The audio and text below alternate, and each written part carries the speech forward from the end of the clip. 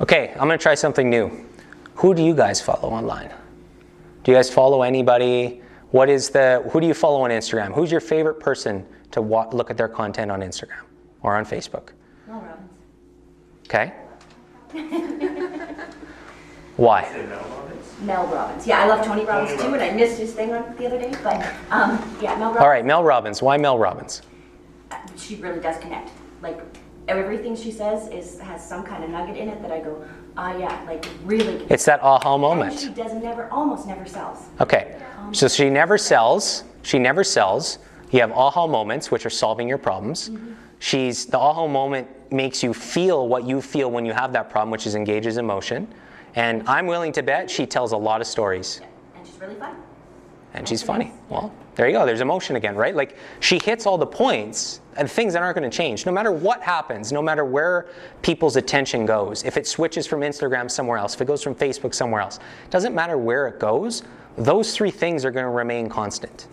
If you can engage emotion, tell stories, solve problems, people are going to see value in your content. But if you sell, toast. I was just going to say, like, now if you're looking to buy something and Mel is selling it, you're more likely, 100% more likely to go buy from her than if I approach you and I say, hey, you should buy this product from me, right? Because you've built that relationship with her. And you believe her. Yeah, you believe her. Without question, if not more, if her cycle might be bigger, her subconscious inbound cycle is 9 to 1. 9 pieces of content of anything to 1. Now, the people who just try to sell, so let's take some other people online. So let's look at let's say Ty Lopez or let's even say Tony Robbins. Okay, Tony Robbins posts valuable content, but whenever you see him on Facebook, what is he asking you to do? Buy his program. Buy his program. Get to his event. So that is a short-term sales cycle. That means that Tony Robbins will be out of style quicker than Gary Vee will. Tony Robbins his brand won't last as long as some of the ones that don't try to monetize their audience. Right? Anyone who's monetizing their audience, you have a cycle before fatigue kicks in. Once fatigue kicks in, then you either have to find more audience, which they try to do. They try to find more people, get more people interested, or you start to fizzle out a little bit. Your interaction goes down and everything starts to decline. Now, we're talking on a high level. When you're starting social media, that is not the issue we're worried about. But start with good principles, right? You're starting again with creating as much value as possible, and your audience is going to see that. And realize that social media is not going to get built in 1 year. It's not going to get built in 2 years. It's not going to get built in 3 years. Most of those influencers have been doing it since it started, 10 years ago. Some of them before.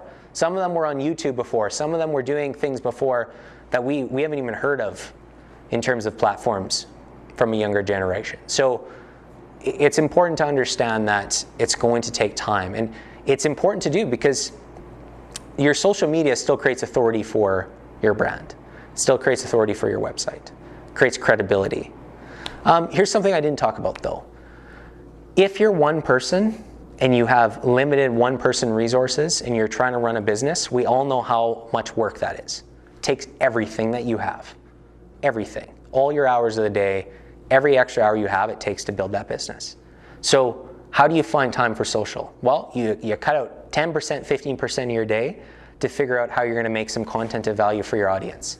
But where people make mistakes is they go to that 15% and they chop that 15% into 5 sections, and they go Facebook, LinkedIn, Instagram, Twitter, website, blog. And all of those take 5% of your effort and they all turn out mediocre. So of that 15% bracket, take 80% of that and put it into the platform that makes the biggest difference for your brand.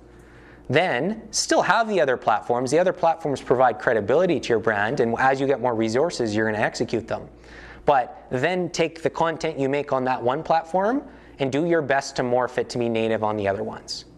So example, you want to focus on Instagram. Great. Take your Instagram pictures and post them out to Facebook, post them out to Twitter. Take a bunch of your stories, put them together into a video, and post those out onto LinkedIn, saying this is a little bit of what I'm providing out there in terms of value to my audience. You can morph it. It's just not going to be fully native because you don't have the time to do that while still taking care of day-to-day. So whatever platform makes the biggest difference to your brand, put 80-ish% of your time into that platform, and then just morph content for other platforms. So I'm finding with personal Facebook and my business page, I was following the algorithm of not sell on Yep. my page. And then I kind of asked for feedback in one of my posts. Mm-hmm. The feedback was, I keep waiting for you to tell me about Plexus. So then I'm going, okay, so now I kind of changed it to telling stories. You know, like I have my daughter, a picture of her and I, and Yep. then I kind of morph it into Plexus, and it gets like major engagement. Yep. But now I'm going, well, you know, because it's now personal, and so I guess I just don't know if I should do it on my personal page. I still want to direct people to Plexus, but Yep. then I don't want double. So you said it perfectly, right? So there's no rule in terms of personal business anymore, right? Whatever is authentic to your brand and your product is what you do. Whatever works, and create and correct, right? So if you post a picture of yourself and your daughter talking about a story and how the product affected your lives and it does nothing, then you know that you have to correct for the next time. But if it does well, then you know you have a formula that you need to start to capitalize on. So you want to find out what strategy works for your audience and then start to make content and continually improve that strategy. The other thing you touched on, though, that I want to touch on is, and it's slipping my mind, you talked about your daughter and you in the post. Business page, personal. Yes, business personal. Okay. So I would always post that post to your business page first. Right. And if it's personal, that's the one I share to my personal page. But if you're posting about the product, so if you're solving a problem out of the pieces of value, saying this product was designed specifically for XYZ, then you're solving somebody's problem, but you're not selling. You're not trying to put a conversion in, and you're just going in there, you're putting in the information, you're pushing it out with as much text string as you can, talking about the product. That's it. So you can still make those posts. You can still send out those posts that offer what the product is, but you're not saying buy now. Right. Because buy now means skip now. Yeah. Right. Buy now means keep scrolling. Yeah. And is there ever a time for that? Yes, there I is. never Yeah. do it, but- Yeah, so for you could do the same thing as like I did today, right? Put out a whole bunch of value and then put out an event through Facebook connected to Eventbrite. Boost the event like crazy. Rent a little space or find a space in your house and get as many people to come learn about the product as possible. It doesn't mean they're going to buy, but they're going to come to learn about the product and maybe what it can do. And they might not buy today. And they might not buy today because they might not be ready today. Right?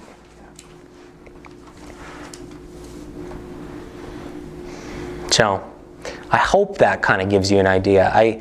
The thing is there's still a tremendous amount of people online that do extremely well. I always wear these shoes because this is the only purchase I've ever made from Facebook. From Facebook. I'm not talking Amazon searching. I'm not talking I need a product, I go find it. These shoes are the only items I have ever bought through Facebook through an ad. Why? They played an ad to me multiple times, and it was only value of what the shoes could do. They didn't try to sell me, they just said, look what these shoes can do. And I went to that site 3 times. Apple is the best example of it, right? Apple says that you see their product or engage with their product 12 times before you buy it. That means you see commercials, you see them on social media, you see their keynotes, you hear about the product from a friend, your mom buys a new iPhone, then you go in and you say, I want an iPhone 2, and you go to the store 2 times, you go to the banks, check the bank balance, go back, buy an iPhone. Like, it takes 12 times to go execute on buying that computer or that phone. And that's the same for every product. Every cycle is different. I usually say 9-to-1 ratio is what I like to see if you're trying to create and correct. But if you notice that you're better on a 3-to-1 ratio, then go 3-to-1. If you notice that it takes 20 subconscious touch points because you have a really long cycle between people buying, then do 20. Why does everyone skip over car dealership ads? Everywhere you go, you skip over a car dealership ad until you're interested in it. Always, right? When you need to buy a car, if your car breaks down or anything happens, you need to go buy a car tomorrow, then maybe you're interested in a car ad. Otherwise, nobody cares. right? And they capitalize on it. That's how they've done it. But if one dealership did it differently, if one dealership in Red Deer went out and just posted a ton of value on, okay, here's how to change your oil if you wanted to do it yourself. Here's how to look if you need to get your air conditioning flushed out. They just give you all of this value, and then all of a sudden they run, hey, we have an event. If you've had a leaky engine lately, if you need your coolant done, if you need anything else, bring your car in. We're going to have our guys just do a little inspection of it, take a quick look at it, all free. And at the same time, you can look at some of our new inventory. Maybe you're interested this year, maybe you're interested next year. Just come take a look. Can you imagine how many people would just look at that car dealership and say, people, I'm going to go back there?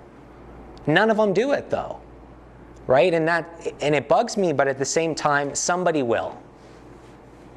Tesla maybe? Well, just kidding, they've already done that. But the thing is, everything is going to go online. Everything is going to go that direction, and it's going to build out from there.